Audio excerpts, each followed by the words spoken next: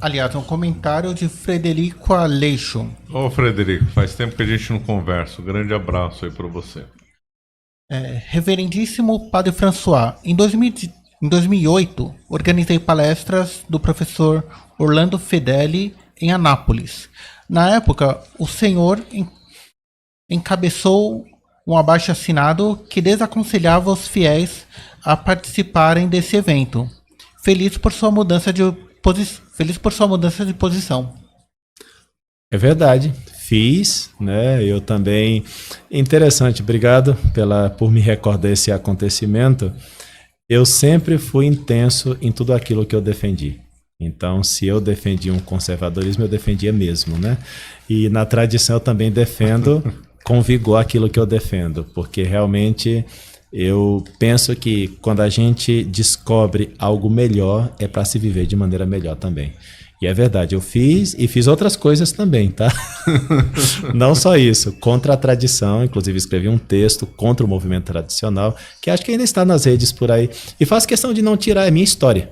E essa não história tem como apagar o passado, não, né? É o meu passado, né? Então, tá bom. Obrigado, hein? Vamos lá, pergunta de Alan. Padre, é verdade que teve um problema com o bispo em relação ao encarte em latim no folheto da missa? Sim. Desculpa a imprecisão, mas li em algum lugar que teve algum problema nisso. Eu queria entender. Sim, quando eu estava na paróquia Senhor Bom Jesus, na Ceilândia Norte. Conheça agora a Caravela Kids. São 5 livros infantis incríveis para o seu filho conhecer a verdadeira história. Com 40% de desconto, frete grátis e um curso bônus até o dia 20 de maio. Conservador. Ceilândia, Brasília. Ceilândia, né? Brasília, né? Distrito Federal, Brasília. Então, eu no novo missal, que a CNBB acaba de sair, na minha paróquia minha paróquia conservadora já tinha coral, já tinha escola, já se cantava polifônico, já se rezava missa de ângeles e usava a oração eucarística em latim, oração eucarística como se chama na missa nova, né? Oração eucarística em latim. Como se reza no Vaticano em latim, então no Vaticano se reza a missa nova com oração eucarística em latim, não tem nenhum problema. Então o que eu fiz? Como o missal novo da CNBB não tem a oração eucarística em latim, eu digitei a oração eucarística em latim, cortei bonitinho e coloquei dentro do missal para facilitar a minha vida, porque senão eu tinha que usar o missal, aí na hora da oração eucarística coloca o texto latino, né, com outro encarte. Então, para fazer isso, o mesmo livro tinha tudo, continha tudo. Essa é uma praxe muito comum, por exemplo, quando surge um novo santo, por exemplo, foi canonizado não sei quem, e esse missal ainda não tem as orações do santo. Tá. Então você faz um papel, você coloca mais ou menos ali e fica ali para todos os anos você ter aquele papel, não precisa de novo imprimir novamente. As ordens religiosas fazem isso com muita frequência. Então, inspirado nisso, eu peguei também, coloquei o meu encarte em latim ali para facilitar a minha vida. Achei super simpático, né? Até peguei o meu Instagram, pessoal, que legal que ficou meu encarte, eu todo inocente, e o pessoal elogiando lá, nossa, que legal, padre. Alguns padres mandando mensagem, manda para mim que eu quero colocar no meu missal também. E então fui denunciado para a CNBB, dizendo que eu estava, como se diz, acrescentando coisas ao missal, né? Nada mais era do que colocar o texto em latim da oração eucarística, no fundo era isso, né? E então fui denunciado como se eu estivesse mexendo numa obra da CNBB, que é o missal, o Sacrosanto Missal, que ninguém pode mexer. Não pode mexer para colocar um texto em latim, mas para outras coisas pode, né? Para fazer missa carismática, e de cura e libertação, e da pipoca, e não sei o que mais. Isso pode, né? Neocatecumenal, isso pode, mas para colocar um texto em latim e rezar como se reza no Vaticano, não pode. Aí tudo bem, fui chamado a atenção, os bispos chamaram a minha atenção, eu falei, não... Era só avisar, eu tiraria o encarte, pegaria o outro livro, não precisa fazer guerra com isso, mas não fui perdoado por isso e me pediram para sair da paróquia, né? Sair da paróquia, tudo bem, né? Não tem nenhum problema. Nossa, teve que sair da paróquia por causa disso? Sair da paróquia por causa disso. E me falaram que foi por causa disso, não estou inventando. Os bispos, vou falar o nome aqui para não expor bispos, né? Mas os bispos que me chamaram a atenção me falaram que eu saí por causa disto, né? É isso. Tanto é assim que eu fiz um vídeo logo que a última missa quando eu celebrei na paróquia, eu falei, pessoal, tô saindo da paróquia. acho que conserva no Instagram esse meu vídeo. Falei, ó, pessoal, tô saindo da paróquia hoje, não é porque eu saí com mulher, eu não saí com homem, eu não roubei a paróquia, eu não mexi com coroinha, nem com acólito, minha vida moral tá tudo ok. Olha, eu tô saindo da paróquia porque eu coloquei esse encarte dentro e me mandaram embora da paróquia. É isso, nada mais que isso, tá? Então, para não manchar minha reputação pública, né? É lógico, eu precisaria fazer, precisava fazer isso. Direito à defesa. Tem direito à defesa, então eu fiz isso, né? E tá bom, então me tiraram da paróquia por isso. Então o motivo foi esse, né? Agradeço por recordar, não tenho nenhum amago, nenhum rancor de ninguém, mas a verdade é essa, né? Tá bom, obrigado. Obrigado por recordar. É isso mesmo. Vamos aqui, pergunta de Fernando Lima. Padre, sua bênção. Enquanto o clero mantém um discurso da década de 70 sobre a reforma litúrgica, os jovens aderem cada vez mais à missa de sempre. O que explica a cegueira obstinada do clero? Então, Deus abençoe, existe um medo muito grande de contestar o Vaticano II. Quer dizer, a admissão da missa de sempre significará na cabeça deles uma contestação ao Vaticano II. Mas o Vaticano II é como, com todo respeito, mas é verdade, uma espécie de vaca sagrada hindu que não se pode tocar, né? Então, nesse sentido, qualquer um que ameace a sacrossanta doutrina do Vaticano II, se ameaçar a sacrossanta consciência do Concílio de Trento, não tem problema. Mas o Vaticano II, esse daí não pode tocar. Ele é o super dogma, né? Engraçado, porque o Concílio de Trento é dogmático e esse pode ser ameaçado, e o Concílio de Vaticano II, dito por 2 papas, é pastoral, e o que era opinião pastoral tornou-se dogma, e aquilo que é fé firme dogmática tornou-se opinião. Eles contestam a divindade de Cristo, contestam a Eucaristia, mas não pode contestar a colegialidade episcopal do Vaticano II, o ecumenismo do Vaticano II, a liberdade religiosa do Vaticano II, a Sacrosantum Conciliar, a reforma litúrgica do Vaticano II. Então, e os papas falaram que era pastoral. Mas aquilo que é dogmático, aí sim pode tocar. Aquilo que é pastoral não pode tocar. Quer dizer, é uma incoerência tão grande, né, nessa maneira de raciocinar.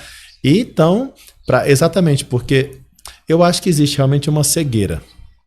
Não querer ver... Também não é medo de perder o poder, padre? Também. Então, pensa num padre, tá bem lá na paróquia, né, gosta.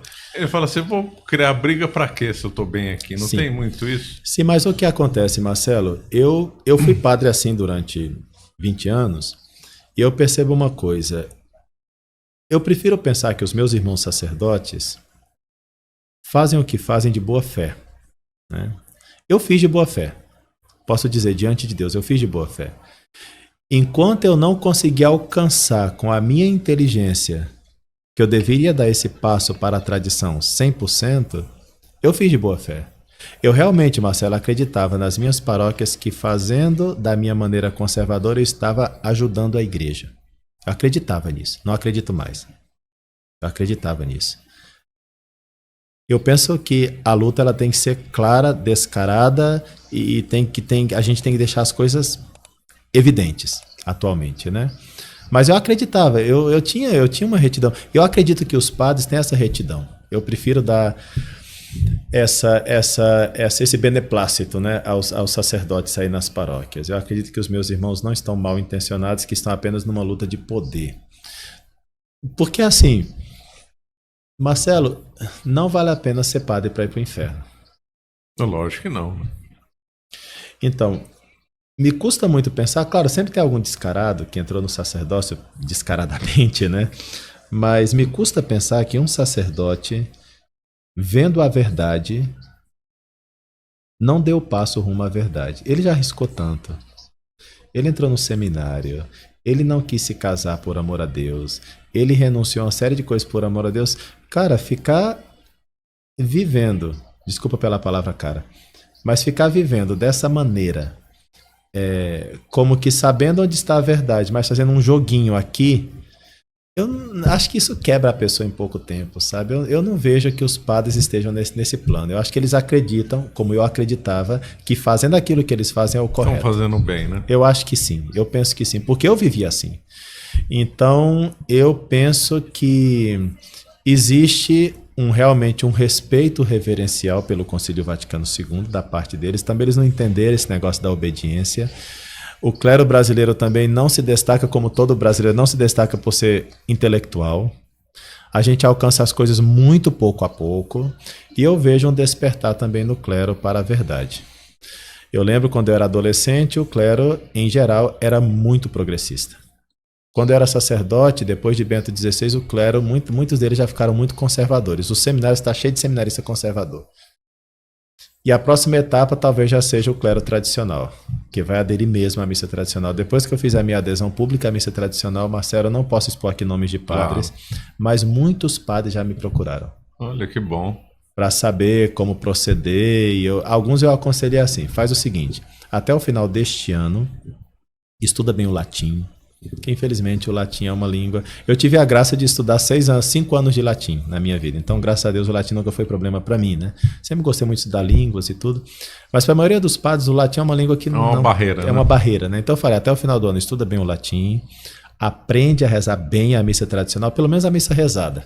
Depois virar a missa cantada e a missa solene, mas pelo menos a missa rezada. Aprende bem isso e lê esses livros. Eu passei uma série de livros, e se até o final do ano continua esse impacto na sua alma, aí é o momento da gente conversar de verdade para fazer esse...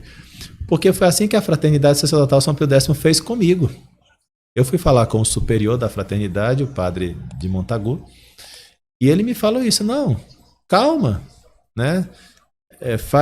Lê tais livros, vê se essa é uma decisão firme na sua vida.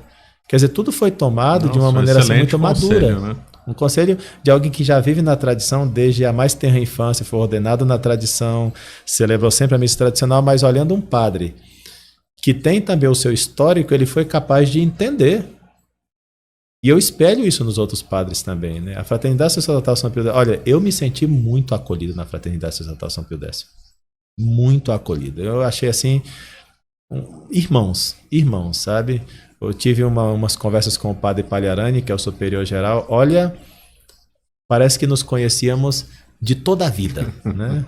Uma verdadeira fraternidade sacerdotal, um carinho, um respeito, nada daquela coisa fria, né? Ah, não, porque ele vem do liberalismo, né? Em momento algum, sabe? Pelo contrário, uma acolhida, um respeito, um carinho de irmãos mesmo, que né? Bom. Eu me senti muito bem. Então, quer dizer, a mesma coisa eu estou tentando... Os padres que estão vindo conversar comigo, eu falo isso. E eu pressuponho a boa vontade dos padres. Não vou pressupor que eles têm uma maldade, não. Tá ótimo. Última. Bora para mais uma.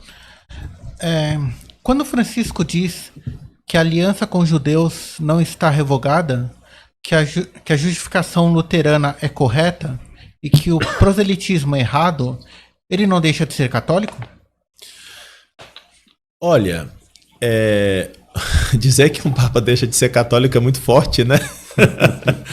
É o seguinte, é como eu disse, o papa pode dizer uma série de coisas em entrevistas, inclusive em documentos de Abu Dhabi, né? Pode dizer, de fato ruins. Disse, que são muito ruins, né? Mas assim, ele não disse nem com intenção herética, não consta.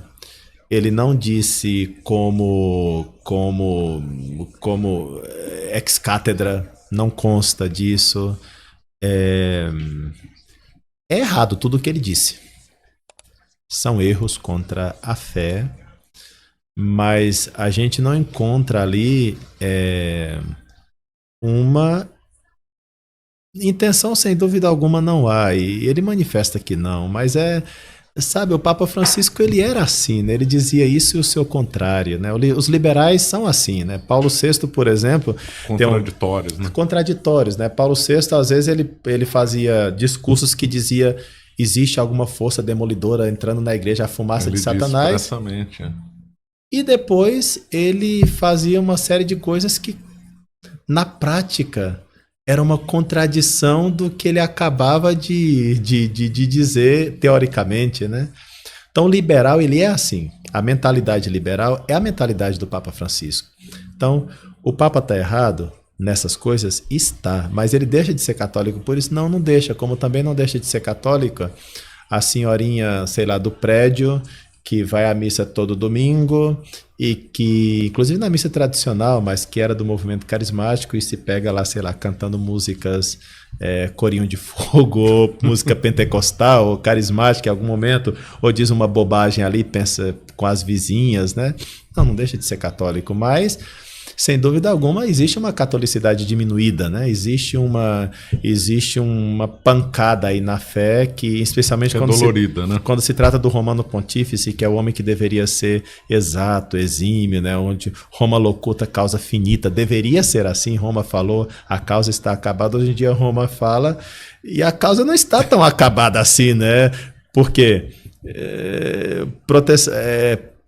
Protestam, né, em certo sentido. Os progressistas, se o Papa falar uma coisa católica, mas se ele fugir do mundo católico, então quem não vai aceitar são os tradicionais, porque nós queremos manter a fé católica, né?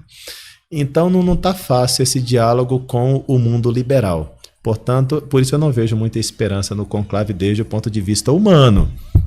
Eu acredito no poder de Deus e na conversão, mas meramente humano não vejo, porque todos são liberais.